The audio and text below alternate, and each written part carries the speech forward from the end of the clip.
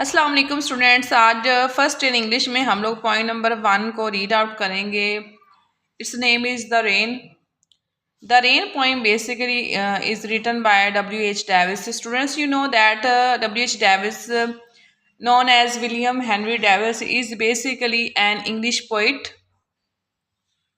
Students, आज उनकी poem को जब हम रीड आउट करेंगे तो उसकी हम जो ईच मीनिंग को डिस्कस करेंगे, उसके अलावा उसके इनर और आउटर मीनिंग को भी डिस्कस करेंगे। Let's read out. I hear leaves drinking rain, I hear rich leaves on top, giving the poor beneath drop after drop. 'Tis a sweet noise to hear these green leaves drinking near. And when the sun comes out, after this rain shall stop, a wondrous light will fill each dark round drop. I hope the sun shines bright, it will be a lovely sight. Basically students, इसमें जो शायर है वो कहता है कि मैं जो है बारिश का एक बहुत ही खूबसूरत मंजर है। बेसिकली जैसा कि द रेन आप जानते ही हैं कि बारिश को कहते हैं it is a blessing of Allah. शायर कहता है कि मैं बारिश जो है ना, बारिश के मौसम को एंजॉय कर रहा था तो मैं जो है ना सुनता हूँ दरख्त के पत्तों को बारिश का पानी पीते। I hear leaves drinking rain, I hear rich leaves on top.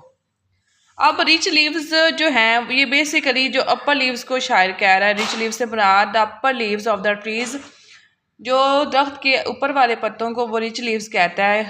Y he called the upper leaves the rich leave because they are full of rain water.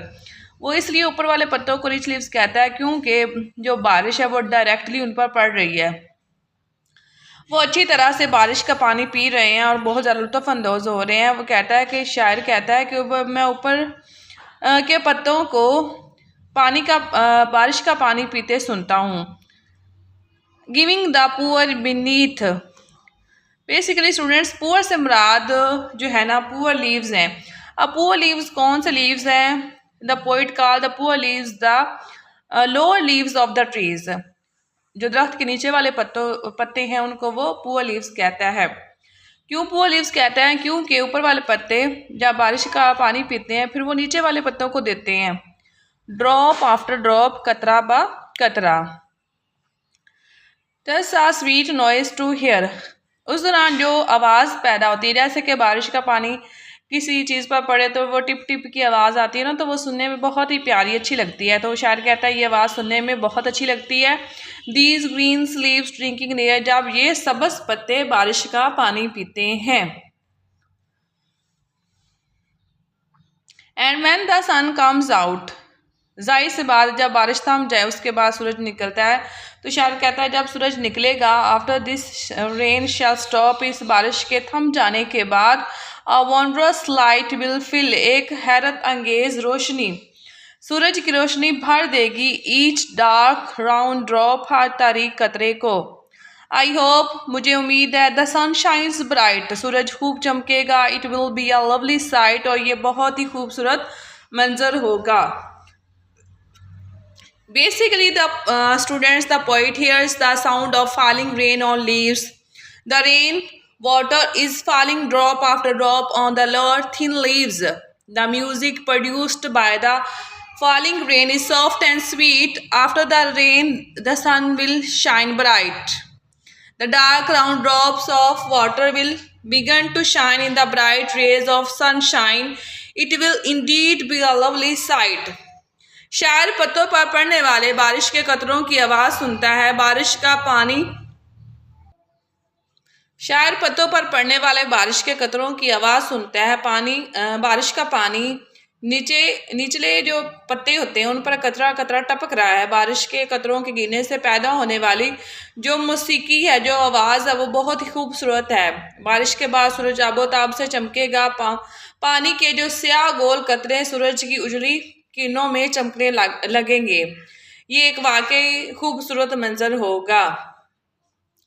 Basically students, the poet wanted to describe these things that, शायर इन बलाई पत्तों को अमीर पत्ते यानी घने पत्ते कहता है। ये बलाई घने पत्ते बरसती बरसात में जब वो पानी से खूब सैर हो जाते हैं तो नीचे घने पत्तों पर बारिश का पानी जब पड़ता है तो फिर वो पानी पीने के बाद निचले जो पत्ते हैं जिनको वो गरीब पत्तों का नाम देता है उनको वो देते हैं। अब वो यहाँ पे सिम्बोलिकली कुछ रिप्रेजेंटेशन कर रहा है। वो सिम्बोलिकली रिप्रेजेंटेशन क्या है? बेसिकली जो पुअर लीव से मुराद पुअर पीपल हैं और उसके अलावा रिच लीव से मुराद रिच जो हैं पीपल हैं। बेसिकली अब W.H. हेनरी डेविस को, जैसे कि पहले मैंने आप लोगों को ऑलरेडी बताया, he was an English poet. थोड़ा सा डिस्कस कर लेते हैं। He was basically a lover of nature. He wrote about hardships of life. ज़्यादातर उन्होंने ज़िंदगी की मुश्किलात के बारे में जो है ना राइट किया, लिखा। He was also known as prolific poet. उनको प्रोलिफिक पोइट कहते हैं। प्रोलिफिक से मुराद हरफन मौला, मतलब उनकी जो टेक्निक्स हैं, जो उनका वे ऑफ राइटिंग है, इज़ वेरी सिंपल और उसके अलावा फुल ऑफ मीनिंग्स होता है। उसमें मतलब इनर मीनिंग्स भी होते हैं, आउटर मीनिंग्स भी होते हैं, मोरल लेसन्स भी होते हैं and related to our societies aspects of life. Basically his favourite themes were nature and the hardships of the poor. Students, now we talk about the symbolic importance of this poem. In this poem, the rain symbolizes the blessing of Allah, and the rich leaves, as I already told you students, rich leaves symbolizes the rich people, poor leaves symbolizes the poor people, rich people blessed with riches. They must give some money to the poor. जो rich people होते हैं उनको अल्लाह ताला ने बहुत ज़्यादा wealth अता की होती है, दौलत अता की होती है, तो उनको चाहिए कि जो है ना उनको चाहिए कि वो गरीबों की भी बहुत ज़्यादा हेल्प करें। बेसिकली स्टूडेंट्स, जो शायर का, जो पोइट का रियल मैसेज है वो यही है। द रेन में हम पढ़ते हैं, बेसिकली यही उसका मैसेज है। उसके अलावा स्टूडेंट्स, जो पोइट है विलियम हेनरी डेविस, उसने इसमें एक न्यू आप लोगों के लिए है फिगर ऑफ स्पीच वो यूज़ किया है।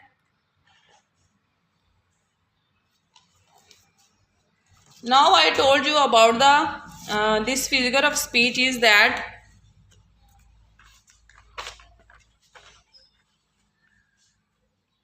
personification.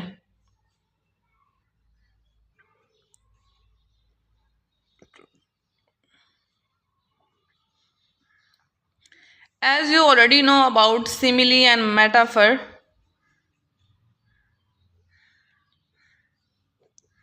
आप लोगों ने पहले सिमिली और मेटाफर के बारे में पढ़ा होगा, लेकिन ये पर्सोनिफिकेशन आप लोगों के लिए एक न्यू फिगर ऑफ स्पीच है। Let's talk about this definition. It is a figure of speech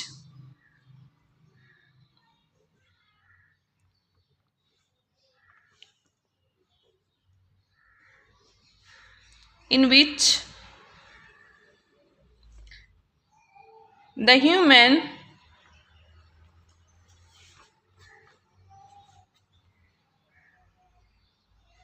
human's characteristics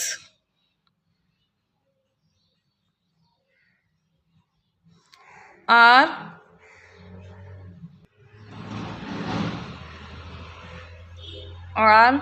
given to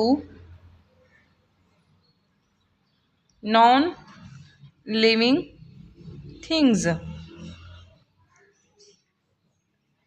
ये एक ऐसा फिगर ऑफ स्पीच होता है जिसमें जो पोइट होता है, शायर होता है, वो इंसानी खसूसियात, गैर जानदार चीज़ों को दे देता है। फॉर एग्ज़ाम्पल, हम इससे एग्ज़ाम्पल लेते हैं आप लोगों की इस पोइम से ही। As the poet says,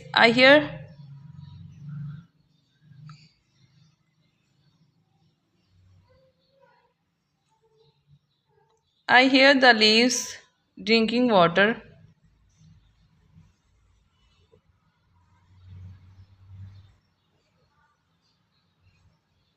As we know students, drinking water, it is the ability of human being। ये एक इंसान की खसूसियत होती है, लेकिन जो है ना इसमें जो शायर है वो पत्तों को कह रहा है, they are drinking water, the water of rain. उम्मीद है स्टूडेंट्स आप लोगों को पर्सोनिफिकेशन की समझ आ गई होगी। उसके अलावा स्टूडेंट्स इसके थीम फर्दर डिस्कस कर लेते हैं। इसमें जो है ना शायर होप डिस्क्राइब कर रहा है, शायर को होप है कि इंशाल्लाह there will be a new system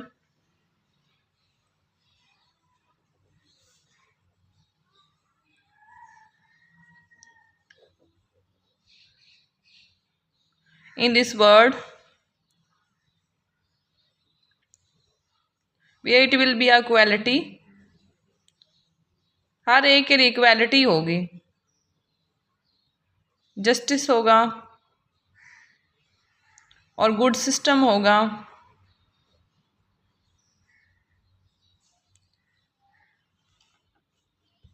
Students, if you like this my video, please comment and subscribe my channel. Thank you so much.